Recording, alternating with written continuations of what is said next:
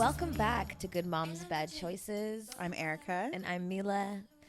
And happy Pride Month, y'all. Happy Pride Month. You know, from a bi-fun bitch and a former lesbian pansexual, we'd like to wish everyone a happy, do whatever the fuck you want month. Whether you're queer or fairy. It is your month to celebrate whatever the fuck makes you feel good. How are you feeling, Erica? I feel good. I'm good. I woke up, said some affirmations to myself. I woke up on the right side of the bed today. Amen, because nobody had time for the other side of the bed. I'm really excited. We have a special guest here today. Hi, Raw.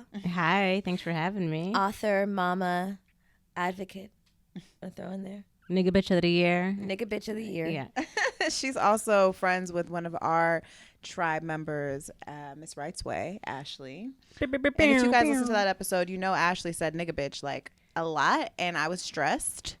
We were stressed. We're getting canceled. I was stressed. For sure, like from the literally, gay my community. booty cheek kept clenching every time she said it. I was like, I'm like, is this okay? Are you sure? And then Raw came in today, and she said it, and I was like, oh yeah, Ashley says that. She's like, no, I coined that term, and I was like, oh. I'm humbled, grateful to be here. And yeah, I think the language should be, fucked up. Like, nigga bitch, we're here. Masculine identified women, if you don't know, but you know what nigga bitch is. Like, so on the topic of just, it being Pride Month, what are your pronouns? Like, what should we properly be referring to you as? Raw? Thank you. Mm-hmm. She, they, them. She, they, them. I do make it easy. And this is a very sensitive conversation piece for a lot of people that don't identify completely with the binary.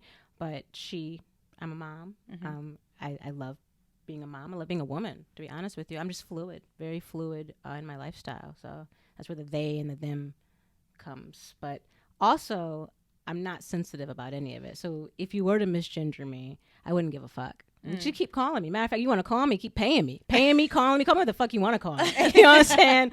Like, so, but not everybody is that way. It took a long time to get to this point, Thank you, because Erica and I are not professionals, and we might fuck up. So bear with us. If you're listening, if you are here, if we fuck it up, Erica's like in the bathroom. She's like, she came in and I said, hey girl, hey. And I was like, oh no. I was like, bitch, I told you. No bitches, no she, no I was like, was I supposed to say hey them? Hey them. I was like, I don't know. Just guide me. Let me know. I'm trying to learn, but it takes time because I've learned something else my whole life. And, I want to be intentional and I want to be, respectful. And not just use that as an excuse. Like, well, this is what I've been known. So fuck you. You know what I mean? Like some people might do. But it is, I feel like it is. I understand that there's such sensitivity in the pronouns. And, even my friend Romo, she works in nonprofit and she has a good amount of trans employees, and they get very upset. And she's like, she's really good about it now, obviously, because she's been in the space for a long time. But she's like, it can get really, really heated when kind of like navigating in that space and unlearning, the way we've been taught to refer to people. So Sure. Absolutely. And I would never want to invalidate anybody's experience because some people truly struggle with this on a day-to-day. I'm just not one of them nigga bitches, So with that being said, I think that we all just need to be understanding. You can tell when somebody's trying to be understanding and open-minded. And Ashley posted a video of me recently, and that opened up a huge plethora of different conversations that people were having, and the spectrum of when people are trying to be ain't shit versus people like really like, I want to know, like I don't want to be disrespectful, I want to know and know what's going on. And wait, what was the video? I need to know what it was. I did an ad for her skincare Affirm, yeah. And I didn't have a shirt on, and it freaked some niggas out. People thought there was a filter. People didn't know. And for people that don't know, I have double bilateral mastectomy 2 years ago. And not for cancer, but by choice. It was cosmetic. My insurance paid for it. I cut my titties off. I love it. My shirts fit the way I love to fit. And to me, it's a regular conversation piece, just as if a woman wanted to go get breast implants. Nobody's talking shit about a bitch putting silicone in her titties, in her chest, but I cut them off, and I'm like, oh my God, you're crazy and mental health and psychotic and all this other shit. And I'm like, okay, I love you too. What do you really want to say? Because I'm Right. here and we can talk about it. Right. Meanwhile, like you said, people are filling up their whole face, their bodies, their booties, all types of Right, shit. nobody's blinking an But eye they're about fine, that they're shit. fine. They're They don't. just- They don't have nothing's Right. wrong with them. There's no mental health issues there. I could never imagine going out my way to like say something negative to somebody that's changing their body. Like, it's just so weird to me. That's why when people say that, I just like, I get still and get grounded. I'm like, you're suffering. Because I'm happy as fuck. Like, Right. this flat chest is getting licked on and sucked on and all types of wild. You know what I'm saying? So it's All like, that matters, okay? you know, right? Gotta put that on a shirt. This flat chest is getting sucked on and licked on. Can't wait to get that shirt. Okay, well, before we start going into all the learning and unlearning that we have to do and all of the things that you're going to share with us, let us do our daily tarot cards. Let's do it. And we've already pulled one, and I think it's Six of Cups. Six of Cups. Six of Cups. The Six of Cups, the gifts they bring are balance and harmony through the return to inner sources, sentimentality, kindness, memories, and innocence. Think of the simple, innocent pleasures in your life and feel blessed. The only difference between work and play is attitude. I know that's right. Live in the moment. Remember the beautiful moments and lessons learned in the past. Dream of the future. This, I got to go back to Biddy Tarot because I feel like Biddy Tarot is not paying us, but they should be at this point because. Or we should be paying them because we use their. But I was like, I like Biddy Tarot's description of this too because I think it does. It's very close to what I think we're going to be discussing today, which is, parenthood, childhood, all the things. And according to Biddy, it says that the Six of Cups upright is revisiting the past, childhood memories, innocence, and joy. And that the Six of Cups is a card that takes you back, like you said, to the happy memories from your past, whether as a child, teenager, or young adult. You may simply be revisiting these memories in your mind, or you may travel back to your childhood home or reconnect with your childhood friends. You could go to a high school reunion or reconnect with an old buddy, a teenage sweetheart, or a past lover may turn up again. These connections bring you a sense of joy and happiness as you reminisce over all the fun times you had together. Take this occasion to explore whether you still have a lot in common or if you wish to continue the relationship now. It sounds like a very positive card. Obviously, not everyone's childhood was positive, but I mean, hopefully there are positive experiences entangled within those moments. And even if they weren't positive, I think we're really in a time of, my favorite term right now, inner child healing. Shout out to Debbie. You got to do the inner child healing, and I think this is the season. A lot of people are finding things come up in their adulthood that are really rooted in childhood, and sometimes you have to. And I had a conversation. I don't know what episode about this, or maybe it was just private to Erica, where I was feeling rejected, and I literally I laid down and I went into my mind, and I visited my childhood home, and I visited myself as a child, and I saw myself there, and I have never done that before. I don't even know where that came from, but I did it, and I just feel like that card speaks to that. And if anyone who's listening is finding challenges in their adulthood right now, you may need to revisit your childhood self and feel the feels that maybe you've forgotten or you've pushed down, and like your body's forgotten subconsciously, and maybe revisit and heal those things. Maybe talk to your parents, call your mom, tell her that shit she did that you didn't like. Mm-hmm. Amen. And today's affirmation of the day comes from our guest, Raw. What is our affirmation, dear? Our affirmation, what did we say? We said we are grounded and rooted in a solid foundation. That sounds grounded and rooted in a solid foundation. Before we started, we talked about just visualizing when you wake up out of bed and put your feet on the ground that you are a tree and you are growing roots to the ground, and so that throughout the day you can continuously have that visualization and remember no matter what's going on, because we all know shit's gonna happen. You are rooted in whatever's happening and staying present. Thank you. I love that. Yes. So Ra, you are a mama. That I am. You're a boy mom. We don't really. Oh, we did have a boy mom recently, but we have girls, so we're never we don't get that many boy moms on the show. I don't meet very many boy moms, so if anybody's looking for a 12-year-old sweet, shy, brilliant play date. Like, I'm definitely in the valley looking for that because it's really hard to come by 12-year-old, 13-year-old boy moms. Right, and good, I assume, like, other good boys, you know? Like, you don't want your kid hanging out with fucking anybody. So Well, no. mine's fucked up, so I'm just joking.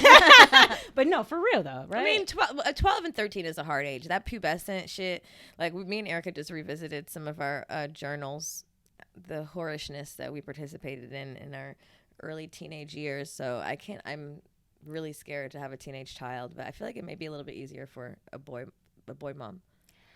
I've been blessed in that department. My kid is the most sweetest, genuine. Even like he would never fix his mouth to say anything crazy to me. Like, he's very opposite of who I was growing up, and I just knew my karma was gonna be crazy. But he is so sweet.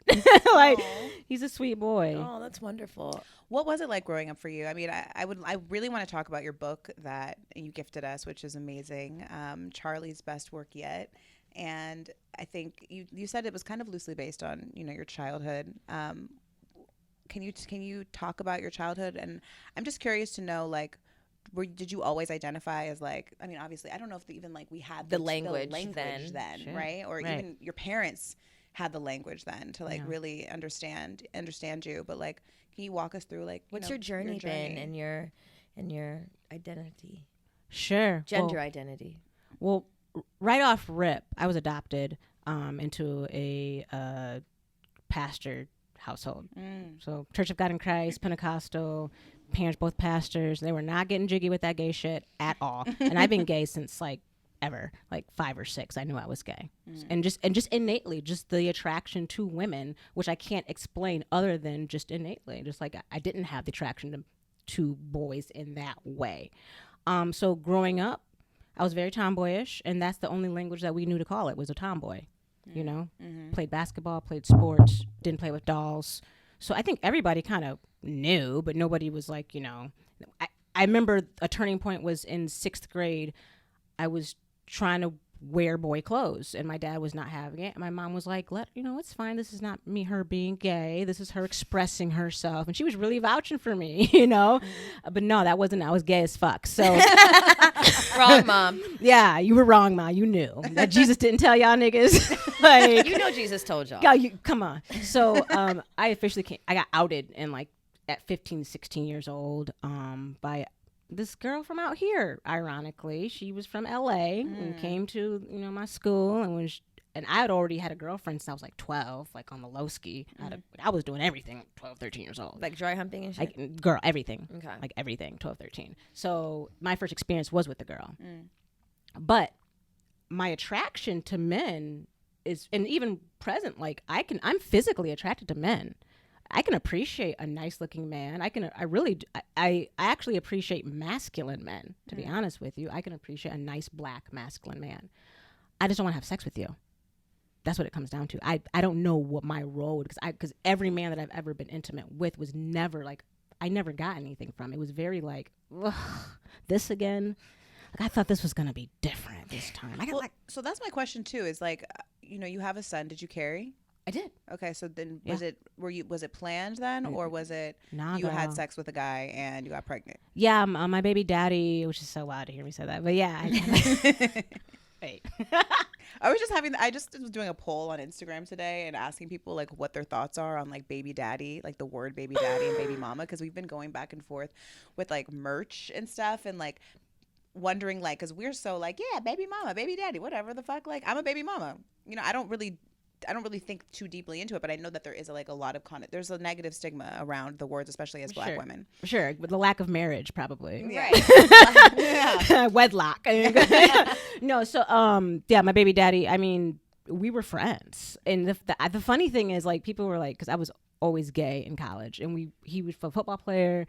We both went to college together. He lived across the street from me. Like, it was very convenient to get pregnant, I suppose. And I got pregnant. So there's that. And, he was my homeboy.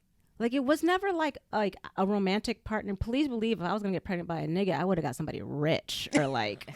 I know that's you know what I'm saying? Yeah, I do, actually. I'm very well aware of what you're saying. Totally get it.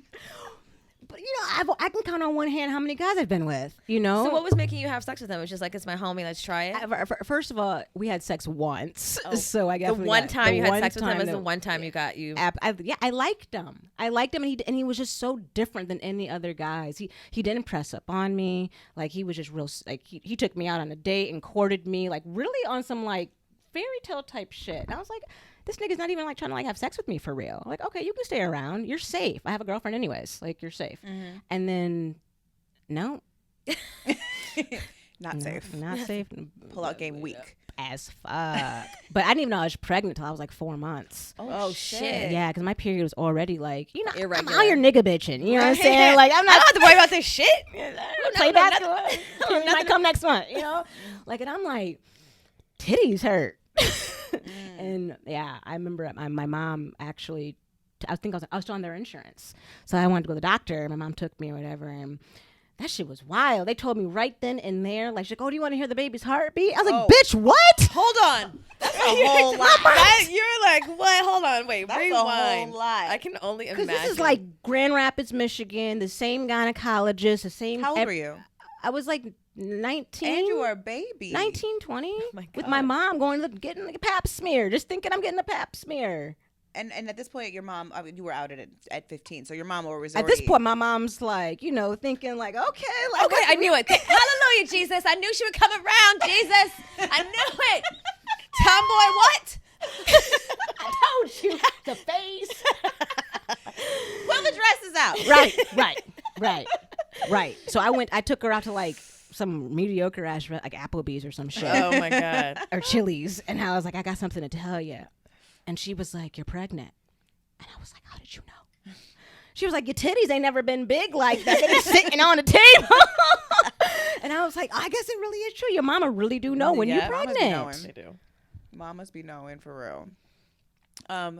So you just what? I mean, obviously you always have. There's always options. But what was your reasoning for keeping? Well, I asked my mom. I said, what am I supposed to do? Mm-hmm. And I'm adopted. I've been known I was adopted. I have a very pretty good relationship with my mom as far as that aspect goes. Mm-hmm.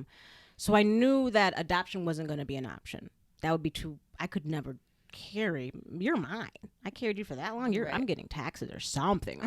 You know taxes, bitch. Like, but also, my mom said, this is what her defining words were. She was like, whatever you decide to do, I support. But make sure that if you do bring that baby into this world, that you know that baby's first. It's no longer you anymore. Mm-hmm. It's that child first. And if you can't do that, then you let that baby go to heaven. I was like, wow. Wow. I mean, that was very progressive from a Christian mom. Progressive for, yeah. I mean, I don't know how good the heaven part was. She believed that all babies are innocent and their soul's going to go to heaven. So if you're not, don't put that baby through hell when that baby. I mean, it was a bit late though. Anyway, was it too late? Probably. I think it was like the first of my trimester. She might have had like 3 days to get that figured out. She had about 3 days. Right. Yeah. So what was your process in trying to figure out? You knew we weren't going to do adoption. Like, what was your process? Like, you said you had a girlfriend at the time. Girl, I don't know what was. I was like this. You know that emoji with like the hands. Like, I didn't know. Like, I got pregnant. I'm like, what the? And the worst part was like, I was thinking about being like shunned from my own community. That was probably the biggest pressure. I was like, oh my God. Like the lesbian community? Yeah. Like, what was that also because you sleeping with a man was definitely not something you were sharing? Blasphemous. Well, it's called, they call them dick dykes. Yeah, absolutely. If you as a former lesbian, break it down. As a former lesbian, I will say the lesbian community is not always that inclusive. Dick dykes. Okay, let me stop saying dykes. Jesus Christ. The nigga bitches. It's getting better. That's much better. The nigga bitches. Use the right term. The nigga bitches don't want to admit when they like dick, and they're probably, a lot of them are getting it on the low. Actually, I have a girlfriend, you know who the fuck you are, you little lying, stealing little nigga bitch, who was calling me a dick dyke because I was bisexual, but also, come to find out, was getting dick on the side. So no, you were a hardcore lesbian. What are you talking about? I was, but I was a hardcore bisexual. At the time, bisexual was the term, and I was proud. I was like, I am a bisexual because just like Raw, I knew when I was like 5 or 6 that I liked nigga bitches. I had a tomboy friend, and I was like, I can't wait to get over there to fuck with Asia. So when I knew I was bisexual, but I went to I was in Atlanta where the gayness was, whoo, Lord Jesus. It took me from a little bit lesbian to full blown lesbian. But I remember going to this, there used to be a lesbian meeting at Spelman called, I don't know why they call it Aphrodite or some shit. But I remember being like, I'm a bisexual in the room, like, and to them, it's like you want your cake and eat it too. Like the lesbian community don't really respect bisexuals, and they don't respect dykes getting dick on the low. Oh my God, this reminds me of that Dave Chappelle skit in the car. Yes, absolutely, so accurate. Oh my No, God. you're completely accurate. It's been very much progressive, but I can contest that bisexuals had no place in the lesbian community. It was like you had to pick one. You had to, and if you were a nigga bitch, you had to be like the most niggerish of nigga bitches. Like you had to have your Pelly Pels size 42, and you only wore a 28, my nigga. Like you had to wear motherfucking Timbs all year round and have a fucking it was a lot of pressure to be like to fit this binary that you supposedly are trying to get away from, and coming into. No, I'm me. I'm itchy. Coming into rejecting these labels and finding myself, because I've always been very fluid. Even when I was a nigga bitch in Detroit, I was still very soft. I was very STEM. I was a STEM. A softer nigga bitch is called a STEM. A STEM. And the better term for nigga bitch is stud. I feel like on this episode I just need terms On the You guys screen. are gonna have to do that. screen. Yeah. And then me being with like, the definitions. You got that, David? STEM, a nigga bitch that's soft. But the stems would get all the bitches because a stem was safe. A stem, you might have a little. She got long hair. She got a little Have a little ponytail. rap. Bring that stem home to your mama. She might not think anything. She might not know you fucking that stem. She might not know. They're safe. I used to get a lot of bitches in Detroit. I bet you did. I'm looking. I could tell I because used you're to get- cute. I used to get some I hoes. love a STEM. But coming into the language, becoming more acclimated, educated with the language. Realizing I'm not really an AG or a stud either, because Wait, what's the AG? AG is an aggressive, that's a New York term. It's an aggressive female, so you can maybe show up looking more feminine, but your role is more dominant. You're an AG. That's a New York term. Okay. House, the balls, and that's when I started learning these terms, because I was in a couple of houses actually, around 18, 19 years old. Oh, really? I was in a house of Da Vinci, and I was also in. Tell them what houses are, Raw. So pose. So well, if you guys don't know, houses basically are a community of people that come together for gender fluid, gender nonconforming, trans, gay individuals, and it originated for people that didn't have any place to go, whether they were ostracized by their families and they were out in the streets. So you have a house mother, which often would be a trans woman, or a house father would often be a trans male, whether they pre-op or have actually had their surgery or not, and they would take in their children, and it'd be a place for refuge, a community, peace, food, shelter, off the street. And then on Fridays they turn up and start They have doing balls, the balls. and then they compete against each other's houses in weird categories like best athletic boy face, best it's all these weird categories, and then walk. Sex siren. The sex siren, and then you wear these beautiful costumes and you face. dress. I've been to a few of those.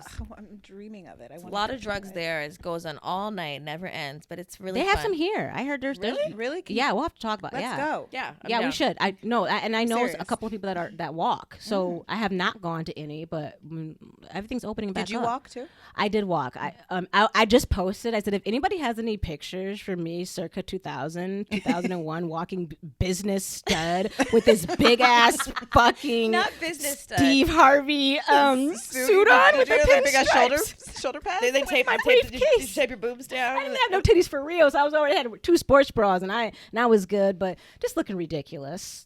It is an interesting culture, I'll say. It is. When I first became a lesbian and I started going to gay clubs, I was like, can I sign up for this for the rest of my life?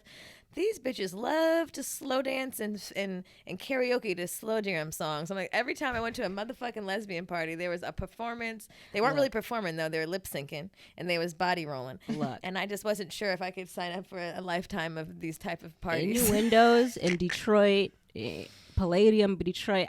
I used to perform and lip sync my life away to every Nelly song. I had a Band-Aid on my motherfucking. Could you see the Nelly a little bit? I had a Band-Aid on my motherfucking. I do see it. The eyes. I'm trying to tell you. And me and my other nigga bitch Tay Freaky, they did Usher and we had collabs. We be out there like shit versus.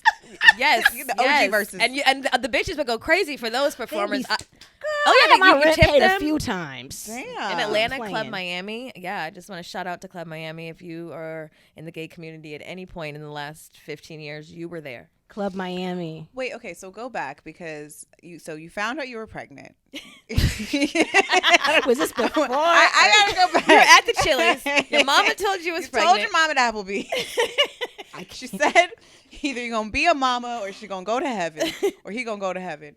So then, what was the process of you then telling your friend or your baby daddy and your girlfriend? Well, I didn't have my girlfriend yet. No, not this girl. Oh, well, the girlfriend at the time. Right, but at the time, I didn't have her until after I kicked him to the curb. So, he was going through all types of shit. Mind you, he already had like 2 kids. Okay. And he was like going through like an eviction. I hate to put his shit out there, but it's true. And so I try to like, help out. I'm like, look, like, I know that we could co-parent. I do not want to be with you. But I also don't want to like see you like out on the streets. That's the Pisces in me. I'm an empath. Oh yeah, I was a bunch of water signs up here. Hey, Scorpio. Are you a Pisces? And that's my my moon. Your moon. Okay. Yeah. So I was like, all right, nigga, like I have a 2-bedroom. You can stay with me, and we can try to figure this shit out because at least I know where you're at. And when I'm also in college, you can help me out with the kid. This niggas ain't shit. Like this niggas, he done creeped into my bed at night. I'm pregnant. He done creeped into my bed and violated like me, and gets in bed with me, and like I just felt like all my skin just crawl. And I'm just, and mind you, I'm pregnant. And especially that too. I mean, because for me, when I was pregnant, that was the last thing I wanted. Nothing. Okay? I don't get the fuck away from me. Like, my body is confused. I feel these little like feet running on the inside of my stomach, like some Alien versus Predator shit. Like I feel annoying. Like, and you're a nigga, and I don't want you on me, and you ain't got no money, and I'm about to have this baby. So it's like, what the fuck are you doing, bro? And that's when I was like, no. And then when I put that boundary down, he got weird. He got super weird and super like, fell back. And I wasn't about to like beg or push anybody for anything. I said, I'm moving to LA in like 10 months. So figure it out. If not, I'm out. And that's what I did. And we've been out here ever since. Do you guys have a good relationship now? I don't know what that means. Okay, well. So I know where he's at. But he's not a part of his son's life. No. Okay. Absolutely not. So he's not shit. Well, No, you can't. I don't. For now. Okay. So only God can judge him. I know. I can judge him at this present moment. If you ain't a part of your kid's life, if you listen and you ain't a part of your kid's life, you know where the fuck they at, and you ain't a part of them, you're not shit. Everyone's on a journey. I know, and this is what I say to my son, because this is a real conversation piece. Because I'm not like bitter with him. We never had anything. It was not romantic, so there's no like whatever. Like if he really wanted to like come and pay me that $25,000 of arrearages that he owes me, and like like jump back in and try to do something, for sure, my nigga. Like let's have a conversation. Like I know where you're at, you know where I'm at. It is what it is. But what I don't do is ever talk bad about him in front of my son. Oh no, never. Like, or even like, and even he might want to, because he's a conscious 12-year-old that knows that dad is not there and has other children, and he's looking at this situation like, why didn't he get it together? What's up with that? And having to have those conversations with him and be honest, I'm like, you know what? Like, I want you to forgive him. That please, I need you to forgive him. And starting that now, so that by the time he does get older and really proud, like how my mom told me I was adopted early on, where I didn't understand it. And then by the time I was in 3rd grade, I was like, oh, I'm adopted. That's normal, versus being, I'm adopted at 17 years old. Right. Like, I'm fucked up.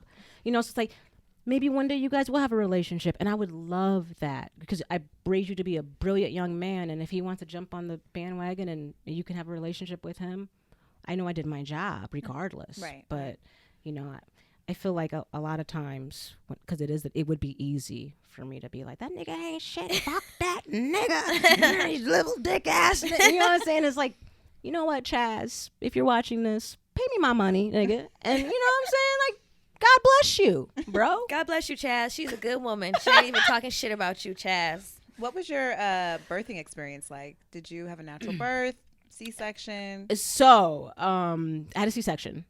And it was actually not expected because I wanted to have natural birth.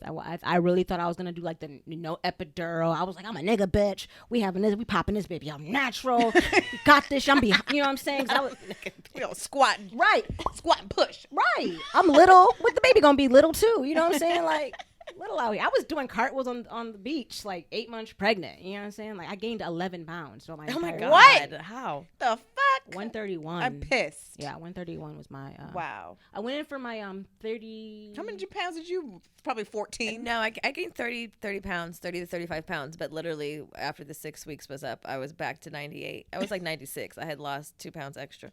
It was literally just my belly must have literally weighed 30 pounds. But how much did the baby weigh? She came early. She was like 5 pounds, 12 ounces, 11 ounces. Crazy Something like how that. that works. Like, Well, my daughter was 6 pounds 11 ounces, and I gained 70 pounds. So I don't want to talk about it. 70 pounds. Oh yeah, girl, I was eating for 4. As you should. Shit. I would do it differently. I was in pain towards the end. I was just being gluttonous. It was just a lot. Because at the end, it's just like, fuck my life. Are you coming or not? Mm-hmm. The end is not. Oh yeah, the end is not good. Yeah. He was taken early, actually. I was 36. I was just full term, 36 weeks. Went in. They're like, oh, let's do an amniocentesis. You're losing weight. And I said, okay. And they're like, oh, just joking. We're going to take him tonight. I said, what, bitch? So we went back and had like a little pizza party and Monopoly thing at my house. That's what you do when you got to have a baby. What? You had a pizza party? Yeah. Like my niggas and nigga bitches came over. So they supported you. They rounded around. Oh, you. for sure. After they Babies make everybody happy. Right. That's true. Nobody can really hate on a baby. Even if you're pissed off or whatever, like, it's a baby. Like, and I think I was like the pioneer of like the nigga bitches having babies. Mm-hmm. But even then, I was very unapologetic about it. Like, yeah, I got pregnant, obviously, nigga. Like I fucked. I'd be fucking. right. A dick was in me. I fucked one time actually. Yeah. It's if you look at it, it's such a gift, you know. Like sometimes you look at the obstacles we go through, kids and all this shit, and like how you were not expecting it, and you can look back and be like, damn, that was so intentional. It was so on purpose. Everything happens for a reason. Even you and I, you know, when I think about my journey as a parent, and like now I'm a single parent, and now I'm wearing my baby mama flag high, but it all like, what if one of us didn't have a kid? There'd be no good moms. No, true. So there's so much like so divine. I don't know. I'd be in Japan somewhere fucking it up. Why Japan? I don't know. It sounds like something adventurous as fuck, though. No, I agree with you on that. 1,000%. Like, I told my mom when I was 6 years old, I said, I'm going to adopt a boy and move to California. And You manifested it. I did. 'Cause I Wow. had no idea how I was going to get pregnant. And my son is my spitting image. We are twins. Like, I saw his picture. He's so beautiful. Thank you. He's so beautiful. he's a good kid. So I think I agree with you. Like, it's bigger than us. I'm like, maybe that was my purpose. Right, for sure. For You know? sure. You need to be in the space. People need to hear your story. So you had the baby, you had a cesarean. Yeah. So I had, and my mom was able to record the whole thing. That was wild. So she came out for your birth? My mom? Uh-huh. Yeah, she was at the hospital the whole time. Okay. Yeah, I had all the support. To be honest with you, it was just my baby daddy that was just, and even now he still be like, He'll like, what do DM you you like Checking hi? in, checking your temperature. Yes, he just texted. I'm like, what do you want, Chaz? He's like, maybe you could have sent me some pictures. I'm like, Chaz, Has he ever spoken to him? no. Wow. No. So interesting that he still checks in occasionally, but still won't pick up the phone. Like, will type to you, but not be like, give me his number. Like, let me call. Well, he doesn't have access to call him like No, that. I mean, He at would- least say, I want to call him through you. and I wouldn't allow that because there's not enough stability there. Yeah, no, And you're not about to get that's my son hopes up. confusing. Yeah, and you're then not about to pull come out. in and then be. Yeah, no. That's not fair, and I have to like be protective over that. It's not, and it's not even about the money because I think his child support order is like embarrassingly like $98 a month is what they give me. Oh my God. That's all they order him to pay. So it's not even like what. So it's not even about that. It's just the principle. Like I could never imagine not wanting to be in something I created. I don't know how that works. Knowing that there's like a piece of you out in the extension world, of you yeah. out in the world floating around, and you have no concept if he's safe, what's going on, like anything. Missing out on so many beautiful, amazing moments. I and not to divulge in this, but I recently found my biological family. Oh wow. My mom is deported in Mexico, and my Okay. dad just recently died in like Wisconsin. They were like pimps and like had this escort like service. All Whoa, across. Yeah, it what was a that really story. crazy. It's wild. And my uncle, who's my dad's brother, is a retired like OG who lives in L.A. And so to that point is like Did you meet him? Have you met him? I've met everybody. Yeah, everybody. I've met everybody except both my parents. I've met all their other children. Okay. Beautiful, humans. And Your mom was a pimp too? no, my mom, my father was a pimp. Okay. And my mom was like his main whatever. This is amazing. Like, this nigga bitch has produced from a church family and a family of pimps. Because I feel like this nigga bitch really comes from my biological family. If I You're would like, oh, it all makes sense. I would have been a street rat. I would have been in the fucking streets. I already know. My brother, like my biological brother, who was raised with both of them, completely night and day. And God bless him. But it's like he was acclimated in that culture, right? Wow. And he saw things that that I didn't see. So seeing how kind of like what happened, how I kind of got saved. Some protection. Yeah, you're protected. Environment really does matter. Facts. Absolutely. Yeah. Facts. So how, as a mother, how have you kind of, I guess, shown your son and incorporated him in understanding, your life and like who you are? Because obviously the world is going to show up and have opinions and tell him what's supposed to be. But obviously, speaking of just being, upfront about everything early, like your mother was, and how you are. Like, how do you talk about, like, I mean, I think this book too is such an amazing way for, children to really understand, binary and gender and all those things. But how do you do that as a parent? So just the same way that you would with heterosexual stuff. It's just that I just teach love, and me and him are very transparent, because I think also with a lot of like single mom and boy dynamics, it's important to know what you're capable of and what you're not capable of. So I get out of my own way, and I do make sure that he has got like a black male influence. I make sure he's got a trainer. He's got that because my son's more sensitive. And I know he's more sensitive because we are so open and loving and understanding. And so when it comes to like talks about like bullying, like he's gonna cape for somebody before he bullies. He's going to differences. If somebody were to ever talk about me, he's gonna cape for me. He's like, it doesn't matter. It doesn't matter who. I said, what would you say if I asked him, what would you say if a little boy came to your school and wanted to wear a dress? What would you say to him?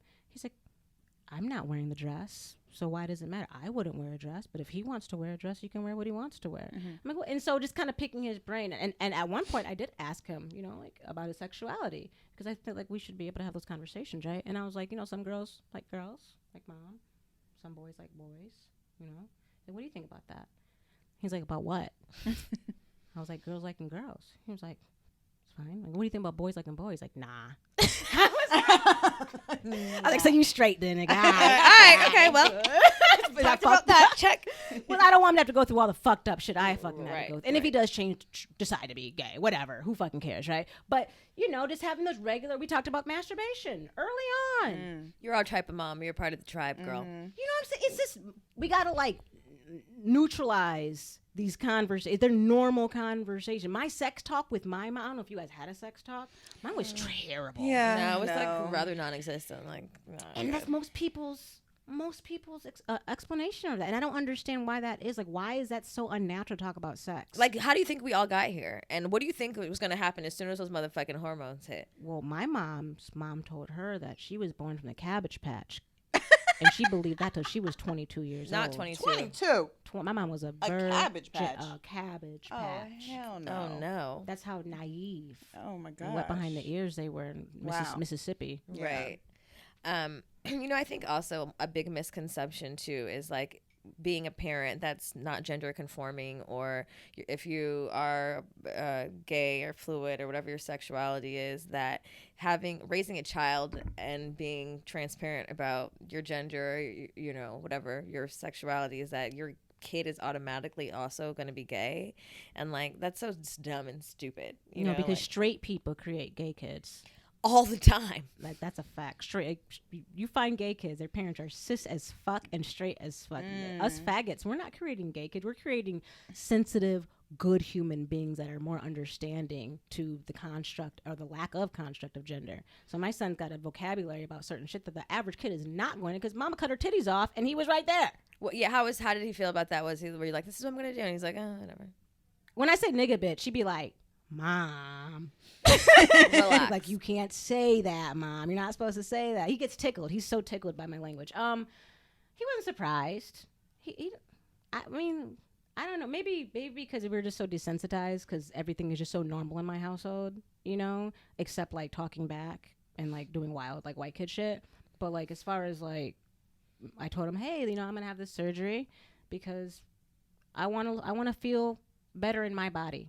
I want my clothes to fit the way that I want them to fit, and I work at this mediocre job and have great insurance, and I want to use it. Mm-hmm. So like, what do you think about that? You should do what makes you happy. You know, are you gonna be okay? What kind of surgery is it? You know, is it this? Is it that? Kids don't give a fuck. I know, it's so beautiful. Really, you know, when you give your kids like, when you have these honest conversations with them and you really just leave space for them, they are able to decide so much more for themselves. Like him deciding that, like, yeah, no, it's still up for debate, like what, however he chooses to identify or whatever. But he's like, no, that's not appealing to me, you know. And for someone who is like you said, like these cis parents, they might be like, oh no, he's for sure gonna be gay. Right. Like, absolutely. There's no point. Like, she has, you know, these types of people around him. Right. He's exposing him to things. She went to Pride 3 times. She's exposing him to things that he never would have been exposed to. And now he knows too much because that's like always the thing is like kids knowing too much. It's like, so we want them to know too little. We want them to know too little. Okay, this is a big thing. I feel like in the Black community that we hear a lot. I think there's such a taboo in talking about like shit like gender fluidity and like having, you know, your sexuality. First of all, those are things that are confused and bunched in a lot, like how you identify as your gender and what your sexuality is. But what do you say, because I had this conversation with one of my friends recently, Orlando, what do you say about Black people in the Black community who think that, okay, first of all, do you think that these are topics that we should discuss in schools?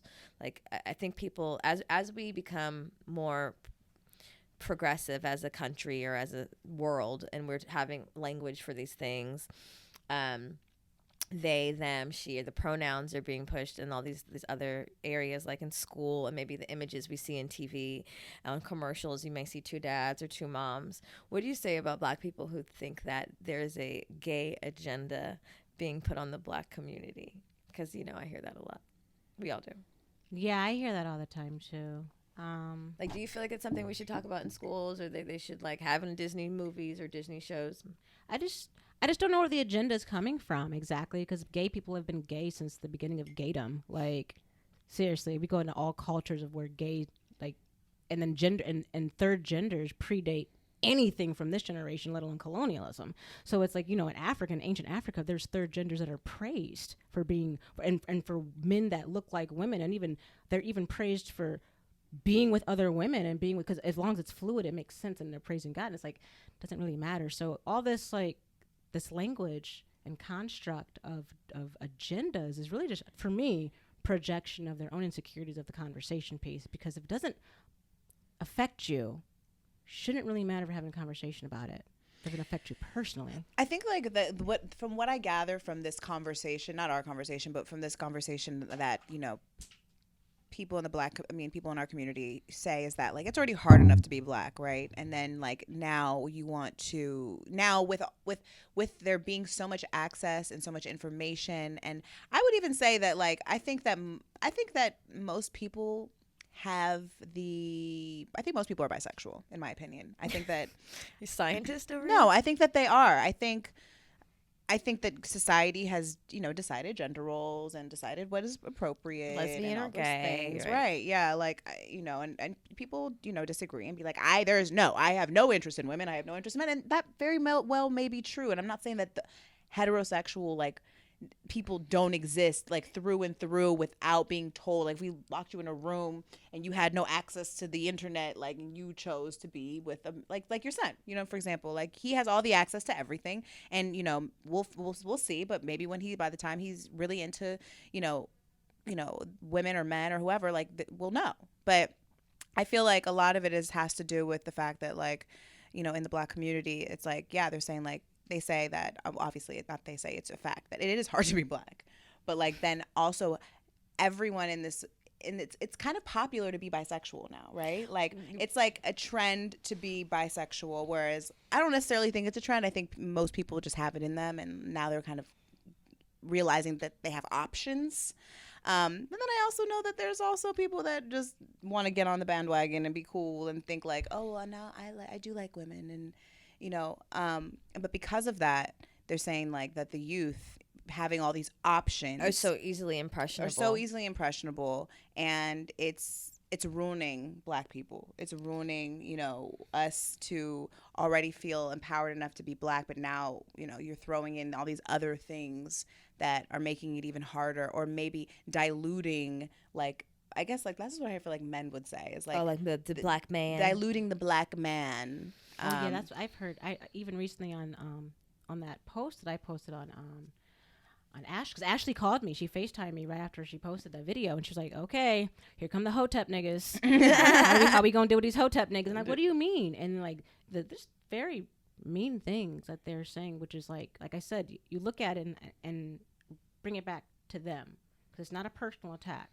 Secondly, I mean, who's they, you know, projecting the gay? Because if anything, people right now feel so proud to be transparent because they feel safe to be transparent about being gay. Nobody wants to just, and I'm speaking lightly, but nobody just fucking wants to be gay to make shit harder on themselves. No Black boy in America is like, oh my God, I just want to be a gay Black male and be called a faggot and be harassed all my fucking life. Nobody wants that. If anything, it's more like, hey, like, I feel like women, though, for girls, it's different. It is, unfortunately. It's absolutely. Yeah, you know, it's acceptable. Yeah, it's women. acceptable. But then even as, okay, so at what point do I put the line down and say, hey, I don't think it's cool that you're fetishizing me as a woman because you think it's cool to kiss a girl. And I've had that happen where women like, oh my God, you're so hot. I would totally, I'm like, bitch, you're not, and don't touch me. I'll beat your ass. Like, it's not, because it's like, it's so acceptable now where it's so cool and trendy. And it's like, bitch, get off me. Like last year, you weren't fucking with me. Exactly. And I'm still not fucking with you. Mm-hmm. Right. So it's like, let's have boundaries and say like, I don't want my sexuality to be fetishized, because who I'm fucking has nothing to do with me being gay or not. It's still going to be private, whether I'm cis, straight, fluid, no titty or not. Like, you're not going to be fucking me. And I don't want to talk about my sexuality all the time because it's just a small part of me. I'm a lot of other things other than being gay. So it's like, if that's what you see, what in your mind is being projected right now? Why do you, and that's a conversation piece, but as far as in the history and the schools, why not? Right. It's happening. It's going to be empowering. If I had this book growing up, I would have so much more sense of self growing up and feeling validated with who I was as a kid, and probably would have finished school a lot faster. You know, would have went right after. I'm a high school dropout. I dropped out because I did not have the community at 16 years old. I have a PSA right now at the ad council about me dropping out of high school because of how fucked up it was in the Black community. The same people that, you know, are saying whatever, like, no, they were not supporting me growing up. They were turning their backs on me when I was in the PE locker room, because they thought I was like looking at them. The girls were. I was like, bitch, get over yourself. Because all gays want you. And that's what it comes down to is, no, we need these conversations, but more importantly, we need these conversations with love, where it's like, hey, you don't understand what's going on. I get it, my nigga. This shit's confusing as fuck. I misgender some people sometimes. I be on platforms where I'm talking to other trans, you know, humans, where I have to like tell myself, okay, cognitively, I know that I need to be right with this language, and I would hate to, like, you know, disrespect anybody. And even as a fluid person, if I'm having these conversations with myself, shit, how am I supposed to expect the 80-year-old Black woman in church to be like, call me they? Right. So get the fuck over yourself. Like, it's a new conversation. I'm happy we're having the conversation. I'm honored we're having it. But like, to my they thems and my trans humans whose valid and experience is completely validated, y'all gotta loosen up a little bit and let these motherfucking conversations happen so we can be more progressive with this shit versus like always being so uptight and being mad somebody misgendered you. Like, they're going to. As long as, you know, it's a learning. Well, I think when you put, like, you know, when you get immediately angry, for example, at an 80-year-old woman or something, who's, you know, it immediately stops the conversation. Right. You don't even get the opportunity to educate someone, to change someone's mind, to let them understand you. Right. And then it just creates boundaries and so many walls that, like, we don't have to have. Right. Do you consider yourself a transhuman? I don't. Because when I called Ashley, then I called my other friend, you know, our other tribe member, Jessica, and I was like, yeah, Ashley put us in touch with her mom friend who's trans, and she's transgender, she's a mom, and she was like, Raw is not transgender. I'm like, look at Ashley fucking me up. I'm gonna be fucking the labels up as soon as I meet her because Ashley done lied to me. But I think I'm like, let me remember to curse her out. Ashley's not incorrect in her thinking, because a lot of people believe that non-binary falls under the trans spectrum, but it doesn't, right? It can. It doesn't necessarily. You know what? I let that for whoever the fuck is by being identified. Like, scientifically, biologically, I understand where that comes from, because if you have cisgendered scientifically and then you have transgendered, anything that's not cisgendered would necessarily fall under transgender. But for where I am, I believe cisgender is right here, trans is right here, and on that spectrum, I believe I'm right in the middle between the two, which is why I still go by she, and they, them is applicable as well. But I would never tell somebody that's non-binary that they're not trans if that's what they identify as. Right. And it's very important for that language to be open for them. Can you tell us more about your book? I really want, you know, our listeners to, first of all, buy this book, because I feel like this is such an important book to read to all kids. It should be in schools. I think this is so important. I mean, I think I haven't got a chance to read all of it. Because you just gifted it to me, but I was skimming through it and I was like, oh my God, this could change someone's life in school, and they read that and be like, oh my God, me too. Or how a child approaches or sees someone, and, you know, inevitably in their life who they meet, or understands their brother or their sister or whoever, you know. So can you tell us about Charlie's Best Work Yet? Absolutely, and amen. I received that. In Jesus' name we try. So Charlie's Best Work Yet is my newest book, loosely about a fifth grader finding empowerment in themselves. She is not trans or non-binary necessarily, but you can tell from the dialogue she's androgynous, and she's kind of like a nigga bitch, like a tomboy, trying to figure it out. And I wanted to make sure that the language was just that. And I wanted to make sure the language was just that. No, you're good now. Is it? Oh. My bad. Okay. My bad. For everybody's experience to be included, you know, she's an artist. She's a painter. She's raised by her grandma, which I thought was important, especially living out in California. I've noticed that grandma dynamic and grandparent dynamic is really prevalent out here. Her grandma empowers her to be herself, to be a painter. Every name in the book has a fluid name. Every person in the book is of color, except the bully, which is Anglo, of course. That's his name? Anglo. No. I'm just. I thought. No, the bully's name is Ronnie, but he's an Anglo. Okay, got it. I literally thought you named the bully Anglo. I should have. Shit. That would have been.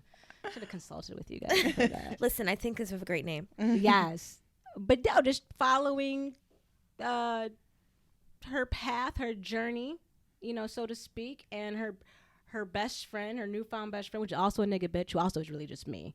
Devin is me. That's my Starbucks name too. So Devin gives her empowerment and shows her Grace Jones, and she's like, "Who the fuck is this, Grace Jones?" And she's like showing how Grace Jones is the shit, and like doesn't fit any construct, and is amazing, and she's like inspired, and now she's inspired to create this great, you know, masterpiece. And then I don't want to spoil the end, but yeah, it's really cool. That's amazing. That's amazing. Where can our listeners find this amazing book? You can find it at barnesandnoble.com, amazon.com, target.com. When does it come out? It's out. Rawislove.com. That's my website. Yay, I'm so excited. You can pop it from there. That's so cool. That's so amazing. And we're going to put the details in the description of this episode so you can find the link there easily and get your copy soon. Thank you. Oh, yeah. So there's some... The book really transcribes for all ages. It'd be a perfect book for you to read to your daughters, for them to read to you, or even as an adult.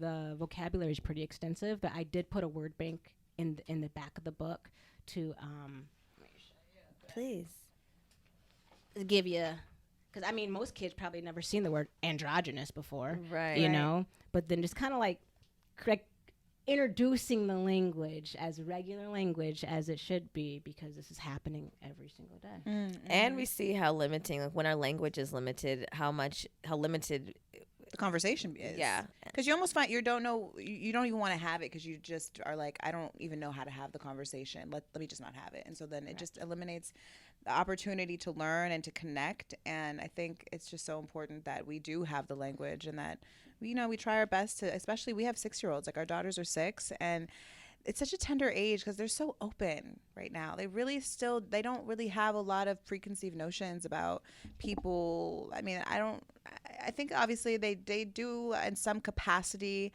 understand gender or whatever society has, his schooling has taught them. I mean, I've had conversations with Irie where at this point she's not, she understands, but do you remember we went to that we were like a farmer's market, and there was a guy, and he had a dress on. Oh yeah. Then Luna was like, why it's like, why is he wearing a dress? And I was like, why are you wearing what you have on? Because he wants to. And he can do whatever he wants. And she was so confused. But it's crazy, like even having parents like us, like who are, because also one time she was playing with Barbies, and I was like walking by, and she only had 2 girl Barbies, and she was like, Mom, I'm like, what? She's like, can 2 girls get married? I'm like, yeah, you can do whatever you want. She's like, oh, okay, and just kept playing Barbies. Yeah. And I think like something else came up more recently, and it came up like on TV or something, and I was like, I used to have a girlfriend, and she's like, looked at me, and I'm like, yeah, I did, and I just kept it moving, you know what I mean? But like, it's crazy how as open, as transparent as we are, and we like take every opportunity to like show our kids love and acceptance, because that's all that matters. Is like the media and outside influences, like the binary, like hetero fucking normative shit is so deeply inserted into every fucking thing. You don't even realize it until you have kids who are like, boys don't wear makeup. I'm like, who the fuck says so? I want pink. Right. Yeah, I'm like, where are you getting this shit from? I didn't teach you this shit. But it's just like Disney. All these things are so deeply ingrained in us, and it's like we have the opportunity to change it, and we have the opportunity to change. I always say, like, having a kid is having the opportunity to have one less asshole in the world, and I'm so happy for that. Opportunity, just like one more loving human being that you could be like, everybody could do whatever the fuck they want as long as they're staying in their lane and respecting each other. Super fucking simple. Facts. I think the shift of consciousness when you have a child, like when dads have like girls, or when moms have boys, or vice versa, moms have daughters and dads have sons, it's like if something doesn't shift in your mind with the bitch assness that you cannot presume or contribute to anymore. Yeah, you cannot. You can't. It's you just might be a sociopath if it doesn't shift, which I'll never understand, like a racist mother. I'm like, bitch, if you birth something out of your pussy, out of your body, you better love every motherfucking living creature. Right. Like prejudice. I don't understand discrimination when you have. I was at my son's school, and a little girl was like running across like the parking lot, and I jumped out my car and like tried to like grab the little girl. I'm like, what if she were to get? What happened to like us being a community and a tribe? Like, isn't that normal? Like, I'm a mom. I see. I save kid. any living thing. Yeah. Right. And but like the way she looked at me, probably was like, little nigga bitch about to steal my kid or like, something. bitch, your kid's about to get run the fuck over if I didn't say she can't. She can't have babies. So right. She gotta go steal mine. Because when I take my kid to school, they're like, are you guys checking in? I was like, bitch, I'm an adult, Damon. Like, god damn. How are you guys checking in? But no, you're right though. When you have kids, things should change, shift. And if they don't, you have to take a real deep fucking crazy look at yourself, because bitch, you're crazy. You're crazy. Well, one thing doesn't change, and that thing is being a hoe. No matter who you fuck. and it is still Slutever June. Say this again. Slutever June. Slut ever. Slut ever. Whatever you want to do. Whatever slut ever you want to do. This is this like a intersection with LGBTQIA month, or it just happened to be ironic that it was just the same around the same time? Yeah, no, it's just ironic. Actually, we just our last month we were it was Masturbation May. We were focused on masturbation. I heard that. Yeah, and we were doing like the dick talks thing. We're just abstaining from penetration, penetrative sex, or sex in general, and then what oral sex or sex? Okay, sex. Yeah, penetrative. What about penetrative sex? Yeah, and that's not really gender fluid, or that's very. I don't think you're supposed to say that. Okay. What? What's wrong? Well, teach me. Well, I'm saying for you, it was you abstain for penetrative sex, but for someone who's pussy bumping, they're not. Well, there was a lesbian in oh yeah, we love penetrative sex in my household. Yeah, like they still get penetrated. Not all. I think it's a construct. I think a lot of, like you said earlier, about a lot of masculine identified women that are out here, sucking on and doing the whole hetero thing. A lot of masculine identified women also, a lot of women like penetration, a lot of them don't, but they won't even admit it out loud, but they like it. Yeah, whatever, sex or all the sexes. Okay, so that's why this month we were like slut ever. We're out of it, and now we're slutting. Whatever that means. What does that mean for you guys, a slut? We're just gonna be intentional about where we put our pussies. If I put my pussy on you, hopefully it's enjoyable. I haven't done it intentionally, and if it's you and you and you and you, lucky you and you and you, and if it's just me, lucky me, and it's whatever the fuck I want to do, and no one can tell me about it. Slutever. That's valid. You're valid as fuck. But we have a show. We have a segment. Yeah, we have a segment on our show called Hories, where we ask our guests to share a hotel, and I was wondering if you would so graciously share one with us. Oh my god, I have so many hoe stories in my fucking bag of tricks. I was such a whore in Detroit, Michigan. Anybody that knows me knows I was a fucking whore. Yeah, I was this cute little nigga bitch on the scene. Had little braids and shit, little beads on them, double lineup shit. Wow. Oh my god, the double lineup. Lineup, nigga. I'm surprised you got edges. Okay, I'm surprised they came back. Hallelujah, that's a miracle. Honestly, we let that shit go. Have a running on joke with Ashley real quick. I was like, stop dating these bitch with lineups. It was 2021. I'm not dating bitch with lineups or wear boxers. No more. Red boxers? Don't come for Ashley. She got a boo. I'm pretty sure that boo got a lineup. No, they don't. Okay, good. They don't, because I would just make it up. Let me stop. Right. When I called Ashley in the morning for your number, she was in the bed with her nigga bitch, and because she's inappropriate with me all the time, I was like, let me meet your friend. And I showed her my titties. I was like, hi, it's Titty Tuesday. I'm Jamila. She was like, oh, okay. And anyway, let me speak to Ashley. This sounds so accurate. Accurate. I'm like, do you want to FaceTime me later? She's like, no, we're just fucking. I'm like, okay, Ash. No. I love how open she is. Whole story. I drove 2.5. I was 16 years old, and I drove from Grand Rapids, Michigan, Detroit in the rain for this fucking turn-up party that I was supposed to be popping. And I get down there, and mind you, we don't have phones then, so I had Google, no, MapQuest. You don't print it out. Write it down, or you got to print it, or you got to write it down. And I printed it. Don't miswrite some shit. Right. Make a wrong turn. Right on the lodge. I ended up there at the party somehow with the MapQuest at night, and it was this female that I liked that I wanted to fuck. Right. I was gonna smash. She had a whole fucking girlfriend, a whole big nigga bitch. Now, when you a little nigga bitch and there's a big nigga bitch, everything just kind of shrinks up because you just can't really compete. This nigga tall, you know what I'm saying? So I'm cute, but this nigga play basketball overseas. So she still wanted to smash too. So she was like, we're gonna leave real quick, and I'm like, okay. So I get in her car. She took me to an abandoned house, on the lodge, my nigga, her dad does real estate and was trying to sell them or some shit. It didn't have no lights. The bed had that fucking crinkly shit over old people's beds and shit. Mm-hmm. I fucked, but at the end of the day, also I didn't even realize what her body or anything about her looked like. It was all offline. So I was excited. I thought she was really cute, but her body was She catfished you? Mm-hmm. She catfished you? Is she catfished you? Kind of.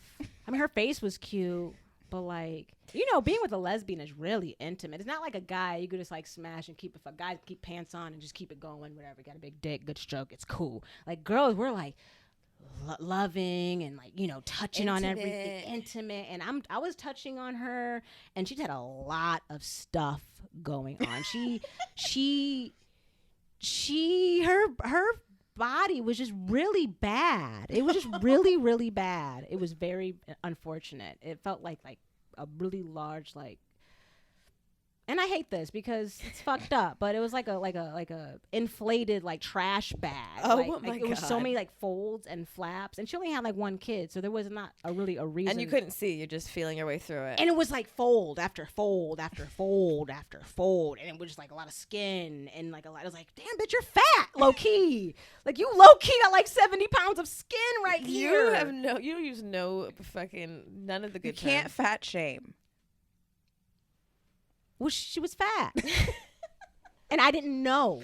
Okay, so She you just caught tricked- off guard. She tricked you. She tricked me. Okay, so this is a horror story because not only did she trick you, but she fucked you In an abandoned home. house on plastic. And then left me and went back to her basketball playing nigga bitch. And I drove 2.5 hours for this terrible experience. Did you go back to the party or you just went home after that? I don't remember. Oh, damn. I think I ended up at She a also different- might have drugged you. right, and I ended up on the fucking in the hood in Detroit. But that was very like careless of me. Welcome to teenage years of sex. We were just having this conversation how teenagers just have sex in weird places, like, you know, publicly in public Group bathrooms, in sex. public bathrooms amongst like group sex with like all your friends in one room. Yeah, that's But true. but it's because it's not because it's an orgy. It's because you don't You have have enough anywhere money. to go. Like You have we're no all place gonna do to it in one go. room because this is the only room we know no one's gonna come into. Ugh. Oh, thank God we're adults and we can fuck freely. Amen. Slut ever. Whatever. Whatever. Well, tell the people where they can find you. People, you can find me on Highland and no, ironic, IRAWNIQ raw is love. You can go on there and find all your videos, things, all my cool little things that I do. Cool things that I'm doing right now. I actually we just wrapped up a short animated film. I'm across from some really cool humans, Ginger Spice, Pee Wee Herman. What? It's a really cool animated short. We're working at JB Goodman Jr. I can't say we. He's the mastermind behind all of this. Just brought me on. I'm the voice of the octopus, and they're like gender fluid, and it's a really cool coming of age That's cartoon. really cool. Yeah, Cool. trans fish. It's really Ginger. cool. Trans A fish. trans fish. Ginger Spice? What the Yeah, fuck? Ginger Spice, Tatum O'Neal, Pee Wee Herman, me. Yeah, The Crown without its shadow. Congratulations. Thank you. That's amazing. amazing. So I hope that I hope that goes to like someplace big. 'Cause It's going JB to. is really talented. Absolutely. The book, and just working on creating cool stuff. That's all I want to do is keep on having this conversation, create ways to have this conversation where people are going to be more open to it and educate people in a loving way. Amen. Thank you so much. Thank you so much for coming on. So And- short notice. Yes, and you guys make sure you go get Ra's book. This book is so important. And you know where to find us. That's goodmoms_bad choices on Instagram. If you guys have Twitter, you can follow us on Twitter at goodmom_badgirl. Make sure you join our Patreon. You can watch this episode on Patreon, and you can also just get access to our close friends on Instagram, which is kind of popping these days. Close friends is popping. Y'all think you'll see in the stories on Instagram, but there's a whole other secret hidden situation happening in the close friends. You missed it out. You missed out yesterday. I was on our close What friends. you posted on the I didn't post anything. Jamila posted something, and I was like, "Oh shit, is this OnlyFans?" You showing titties? I'm sitting on somebody's face and I'm getting dommed in the DMs. I'm getting dommed in the Dommed in the close friends. Dommed in the close friends. I didn't think it was that explicit until Erica was like, "Bitch." I was like, "Oh, I guess it is a little." Anyway, you can join our close friends in our babysitter tier on Patreon. So that go to patreon.com/goodmomsbadchoices. We're going to leave all this information in the episode and make description. sure to rate and review us. God damn it. We need the rates. We need the reviews. If you listen every week for free, that's the least you can do. I'm Thanks. pissed. There's a lot of white mom shows that are really boring that have thousands of reviews. Thousands, I tell you. And we have thousands of you guys listening. What the fuck? Just fucking review it. Jesus. Love me. Love us. Thank you. Have a great week, guys. Bye.